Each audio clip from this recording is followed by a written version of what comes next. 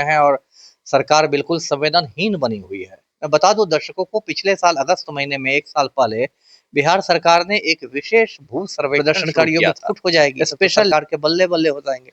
तो मैं तो यही लोगों से कहूंगा कि भाई इस सब में नहीं पड़े इनके चक्कर में और अपनी एकता बरकरार रखें और हिंसा का।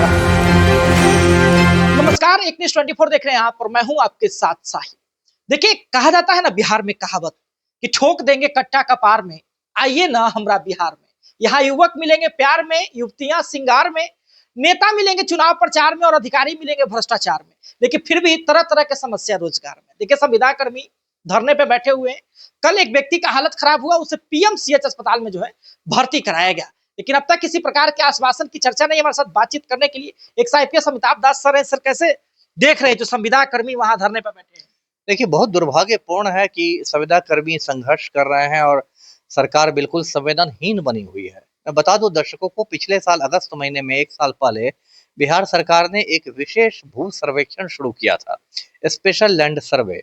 और पलटू राम ने ऐलान किया था कि जुलाई 2025 तक सभी भूखंडों का डिजिटलीकरण हो जाएगा, है ना। ऐसे 15 दिनों में ही उसको स्थगित करना पड़ा क्योंकि एकदम भ्रष्टाचार शुरू हो गया, लूट खसोट शुरू हो गया। जो सीओ कार्यालय होते हैं उसमें डकैती होने लगी, तो उसका बिहार सरकार ने स्थगित कर दिया। लेकिन उसी भू सर्वेक्षण के लिए लगभग 10,000 अमीनों को संविदा के आधार पर यानी कॉन्ट्रैक्ट के आधार पर बहाल किया गया था। मतलब वो नियमित नहीं थे। अब उसमें से सैकड़ों लोग पटना का जो धरना स्थल है गर्दनी बाग, वहां बैठे हुए हैं कई रोज से। और अब क्या हो गया है कि सरकार एकदम संवेदनहीन हो गई है। यदि अभी अनंत सिंह को जुकाम हो जाता तो पलटू राम नंगे पैर दौड़े चले जाते। लेकिन जब संविदा कर्मी बैठे हुए हैं, गरीब आदमी बैठा हुआ है, तो सरकार का कोई नुमाइंदा नहीं मिलने जा रहा है। उल्टे उनको धमकियां दी जा रही है और लगभग 400 लोगों को बर्खास्त किया जा चुका है। बर्खास्त लोगों में अमीन भी शामिल है, कानूनगो भी शामिल है, सहायक बंदोबस्त पदाधिकारी शामिल है, लिपिक शामिल है। और जो प्रधान सचिव हैं राजस्व और भूमि सुधार विभाग के कोई जय सिंह है, वो बयान दे रहे हैं, वो ज्ञान बांट रहे हैं कि भाई ये संविदा नियमावली 2019 के अनुसार उनकी नियुक्ति हुई थी, तो संशोधित नियमावली 2022 के तहत नियुक्ति हुई थी, तो उनको नियमित कैसे करेंगे वगैरह वगैरह। देखिए, यदि सरकार में इच्छा शक्ति हो तो क्यों नहीं नियमित करेंगे।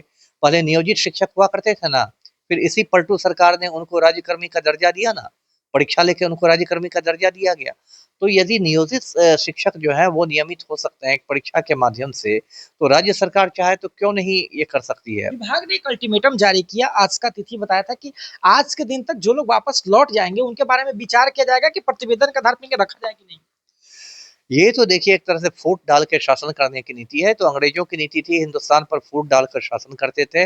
ये जो लोग हैं उनको फूट डाल रही है। मान लीजिए 500 लोग बैठे हुए हैं, उसमें 100 लोग छोड़ के चले जाएंगे, तब तो प्रदर्शनकारियों में फूट हो जाएगी, तब तो सरकार के बल्ले बल्ले हो जाएंगे। तो मैं तो यही लोगों से कहूंगा कि भाई इस सब में नहीं पड़े इनके चक्कर में और अपनी एकता बरकरार रखें और हिंसा का रास्ता नहीं अख्तियार करें। अहिंसक तरीके से, शांतिपूर्ण तरीके से काम करें। और 2 महीने बाद ही बिहार में चुनाव होने वाले हैं और इनके साथ यदि नहीं नाइंसाफी हो, तो ये जो अगर बेरोजगार लोग इकट्ठे हो जाएंगे तो ये मुख्यमंत्री को बेरोजगार बना देंगे। सर, एक अंतिम सवाल लेंगे इस बारे में कि देखिए, कई लोगों को जिनको बर्खास्त किया गया, विभाग ने कहा कि जो लोग का लॉगिन ब्लॉक है वो वापस आएंगे, उनके बारे में विचार किया जाएगा। लेकिन जो लोग बर्खास्त हो गए हैं उनके बारे में कोई सुनवाई नहीं होती। वही ना मैंने कहा, यही तो संवेदनहीनता है। बिहार में आनंद मोहन जैसे माफिया को जेल से निकालने के लिए बिहार सरकार के कायदे कानून बदल दिए जाते हैं, जेल मैनुअल में संशोधन हो जाता है। याद है ना भू राजस्व विभाग को। इसी बिहार में 2.5 साल पहले आनंद मोहन नाम के एक खूनी को जेल से बाहर निकालने के लिए बिहार सरकार की नियमावली को बदल दिया गया। और जब गरीब आदमी धरना पर बैठा हुआ है तो नियमावली का ये लोग ज्ञान पढ़ा रहे हैं। ये देखिए बिल्कुल संवेदनहीन सरकार है और सरकार बिल्कुल गुंडई पर उतारू हो गई है। मैं बिल्कुल इन प्रदर्शनकारियों के साथ मजबूती से खड़ा हूँ जी। बहुत बहुत धन्यवाद सर। तो अभी आप संविदा कर्मियों को लेकर के सुन रहे थे, उन्होंने स्पष्ट तरीके से कहा कि अपनी एकजुटता और एकता बनाए रखें। यदि आपकी बात नहीं सुनी गई, आपके पक्ष में नहीं सुना गया, आपका अधिकार क्षेत्र है कि जब आपका सुनने का समय आएगा, यानी कि जब चुनाव का समय आएगा, तब जो है आप स्वतंत्र रहेंगे कि आपको किसको चुनना है। देखते रहे सर, उसके लिए न्यूज़ 24 हमारे सहयोगी नीरज कुमार साथ थे। धन्यवाद।